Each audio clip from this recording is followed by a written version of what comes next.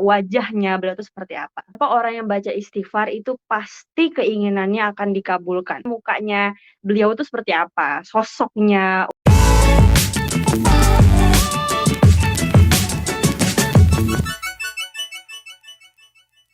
Apa orang yang baca istighfar itu pasti keinginannya akan dikabulkan. Itu pasti, gitu. Ada salah satu cerita gitu, kisah dari Imam Ahmad bin Hambal, itu terkenal sekali loh ya, buat teman-teman pasti familiar, apalagi dari teman-teman pesantren ya. Jadi, Imam Ahmad bin Hambal itu suatu saat pernah datang ke salah satu kota di Irak ya, di negeri Irak atau negara Irak gitu. Waktu itu kan masih zaman dulu ya, beliau tuh sebenarnya terkenal banget dari karya-karyanya melalui kitabnya, dan pokoknya udah terkenal banget lah seluruh dunia tahu. Tapi karena zaman dulu nggak ada yang namanya Google, nggak ada Instagram, nggak ada Facebook, jadi orang nggak bisa ngenalin mukanya beliau tuh seperti apa, sosoknya, wajahnya beliau tuh seperti apa. Anyhow, suatu saat Imam Ahmad bin Hambal melakukan suatu perjalanan ke kota kecil yang berada di Irak. Pada saat itu karena udah tengah malam, maka Imam Ahmad memutuskan untuk beristirahat sebentar, sejenak untuk tidur di masjid. Tapi saat, beliau lagi tidur di masjid tiba-tiba disamperin sama DKM masjidnya gitu. Disamperin terus dibilangin, "Eh, anda siapa?" Gitu.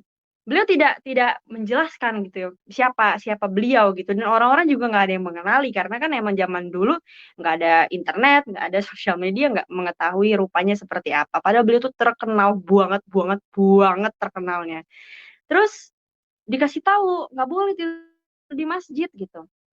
"Iya, saya cuma bentar doang kok, saya habis melakukan safar," gitu, "saya lagi habis jalan, saya mau istirahat sebentar." Nggak bisa.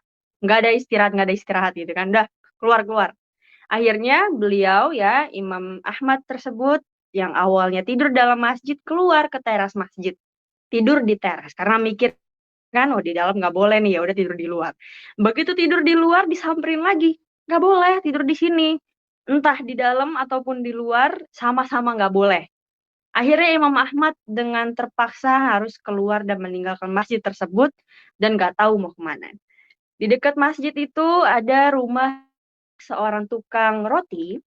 Kebetulan beliau melihat Imam Ahmad dan memanggil beliau untuk istirahat di rumahnya. Imam Ahmad pun masuk ke dalam, dan selama di dalam beliau tuh melihat si tukang roti ini ketika membuat adonan, naruhin garam, kemudian kayak ngegiling adonannya, itu mulutnya nggak berhenti istighfar. Jadi kalau misalkan nggak diajak ngobrol, dia bakal istighfar terus gitu. Ketika diajak ngobrol jawab, tapi kalau udah nggak ngobrol istighfar lagi.